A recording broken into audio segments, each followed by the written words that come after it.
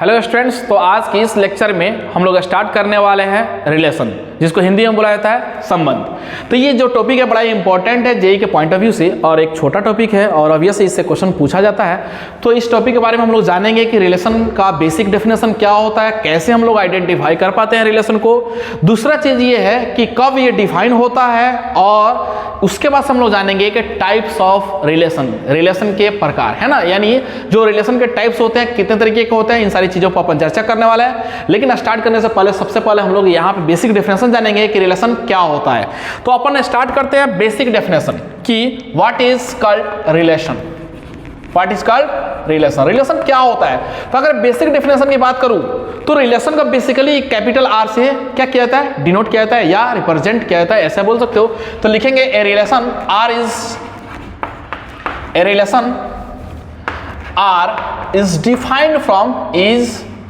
Defined from a non-empty set, from a non-empty set A to non-empty set B, non-empty set B। ठीक है, अब समझना ध्यान से मैं क्यों बोल रहा हूं। ये जो है यहाँ पे पॉइंट है ना बेटा, ये बड़ा इंपॉर्टेंट है, नॉन एम्प्टी सेट। इसी तरीके से ये नॉन एम्प्टी जो लिखा हुआ है ये बड़ा इंपॉर्टेंट है। कहने का मतलब ये कि एक रिलेशन आर डिफाइन तब होता है जब एक नॉन एम्प्टी सेट ए हो, नॉन एम्प्टी सेट बी हो। अब आप सोच रहे हो कि सर नॉन एम्प्टी ही क्यों लिखा, इसका पीछे लॉजिक क्या है। इसके पीछे लॉजिक बड़ा सिंपल है। नॉन एम्प्टी सेट इसलिए होगा क्योंकि अगर मान लो कोई सेट लिया मैं ए, अगर ये सेट ए है, ये सेट बी लिया, अगर ये एम्प्टी सेट है, एम्प्टी सेट कहने का मतलब ये कि सेट ए और सेट बी के अंदर कोई एलिमेंट ही नहीं है, तो फिर रिलेशन यानी इसको कैसे रिलेट कर पाओगे आप। समझ में आया होगा बात। तो सबसे पहले ये होना चाहिए कि सेट ए कैसा होना चाहिए, नॉन एम्प्टी होना चाहिए, यानी इसके अंदर कुछ ना कुछ एलिमेंट्स होना चाहिए, साथ ही साथ सेट बी के अंदर भी एलिमेंट्स होना चाहिए। तो ऑब्वियस है कि सेट ए और सेट बी खाली नहीं होना चाहिए। अगर ये खाली हो गया तो फिर रिलेट कैसे कर पाएंगे, तो अपन रिलेट नहीं कर पाएंगे कि कौन सा रिलेशन है, क्या है, कुछ नहीं पता चल पाएगा। तो इसीलिए सबसे पहला कहानी इसका यही है कि relation are is defined from a non empty set A. Set A जो होना चाहिए नॉन एम्प्टी होना चाहिए, साथ ही साथ ये नॉन एम्प्टी सेट बी, यानी सेट बी भी क्या होना चाहिए, नॉन एम्प्टी होना चाहिए। अब ये डिफाइन कैसे होता है देखना ध्यान से। ये डिफाइन इज क्या लिखा भाई, इज डिफाइंड। ठीक है, अब ये कैसे डिफाइन होगा, इज डिफाइंड सबसेट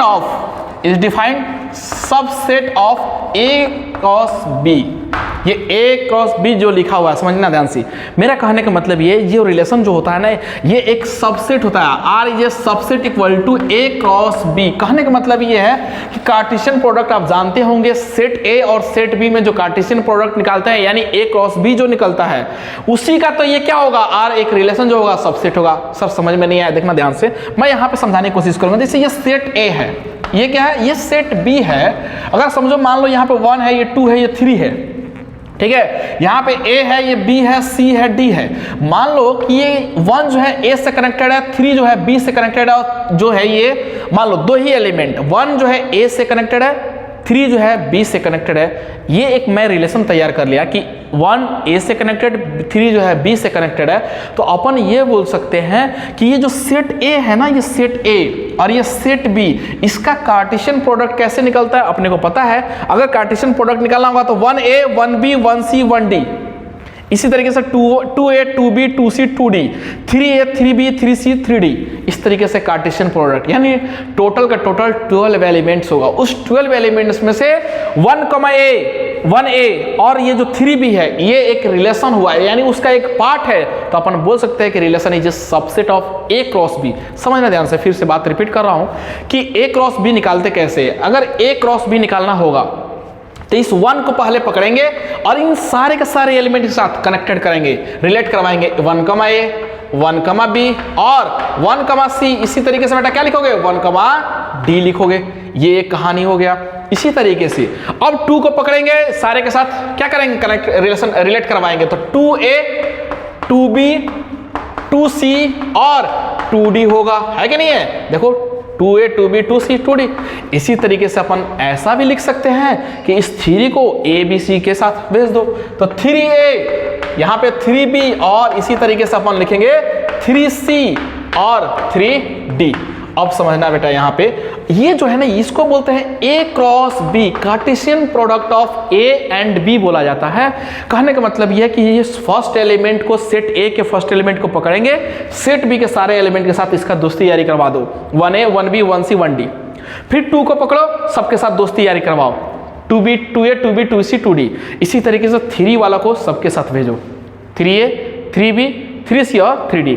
इसको बोला जाता है Cartesian product of A and B। अच्छा सर, अगर आपसे ऐसा कोई पूछे B क्रॉस A, तो सिंपल है ना, B क्रॉस A पूछेगा तो हम लोग क्या करेंगे, B क्रॉस A तो क्या करेंगे, A1 A2 A3, B1 B2 B3, C1 C2 C3। इसका मतलब A क्रॉस B अगर होगा तो A का एक एलिमेंट पकड़ के सबके साथ, दूसरा एलिमेंट को पकड़ के सबके साथ। अच्छा B क्रॉस A होगा तो B का एक एलिमेंट पकड़ेंगे, इन तीनों के साथ भेजेंगे, फिर इस B को इन तीनों के साथ। इसको बोलते हैं कार्टेशियन प्रोडक्ट, है ना, ऑफ A क्रॉस B। अब समझना ध्यान से, यहां पे जो है ना, ये मान लो हम अगर रिलेशन ऐसा कंसीडर मैं कर लिया कि यहां पे जो एक रिलेशन है मैं कंसीडर अपने मन से किया हूं कि ये 1, A एक रिलेशन है, दूसरा रिलेशन है 3, B। मैं अपने से ये कंसीडर कर लिया कि ये एक रिलेशन है। तुम बताओ बेटा, ये जो कार्टेशियन प्रोडक्ट लिखे हैं A क्रॉस B, क्या इसका ये एक सबसेट है कि नहीं? हाँ सबसेट है। तो ऐसा भी हो सकता है सर, कभी कभी बराबर भी हो सकता है। बिल्कुल, अगर मैं पूरा रिलेशन लूंगा, ये सारा का सारा रिलेशन कंसीडर कर दिया, इसका मतलब relation is a subset equal to A cross B, यानी A और B का जो कार्टेशियन प्रोडक्ट आया है, हो सकता है मैं ये वाला एलिमेंट और ये वाला एलिमेंट मेरे रिलेशन में आया हो, तो हम लोग बोल सकते हैं ये एक इसका A क्रॉस B का एक सबसेट होता है। सबसेट का मतलब क्या होता है? यही तो होता है, मान लो अगर ये 1 2 और 3 यहाँ पे एक सेट A है ना, इसके अंदर एलिमेंट है 1 2 3 और 4। एक सेट B है जिसका एलिमेंट है 1 और 4, तो अपन बोल सकते हैं कि B is a subset of A। इसका मतलब यह है B का सारा एलिमेंट सेट A में मौजूद है, तो अपन बोल सकते हैं B is a subset of A। इसका मतलब कि एक स्मॉल पार्ट है, उसका हिस्सा है। सब का मतलब होता है उसका पार्ट्स, एक हिस्सा। तो ये 1, 4 इसमें मौजूद है, हाँ मौजूद है, अपन बोल सकते हैं कि B is a subset of A। इसी तरीके से यहां पर अपन बोल सकते हैं, ये बड़ा खूबसूरत कहानी लिखा हुआ है, R is a subset equal to A cross B। इसका मतलब ये हुआ कि A और B, सेट A और सेट B का जो कार्टेशियन प्रोडक्ट निकलेगा उसी में से कोई रिलेशन होगा, या हो सकता है कि A क्रॉस B जो कार्टेशियन प्रोडक्ट निकालेंगे ना, उस सारा का सारा रिलेशन भी हो सकता है। कभी ऐसा भी होगा कि अपन जो रिलेशन निकाले हैं 12 का 12 एलिमेंट आ गया, तो इसीलिए इक्वल लिखा। हो सकता है इसमें से 5 एलिमेंट आएगा तो इसका हिस्सा है ना, तो इसीलिए लिखा गया R is a subset of A cross B।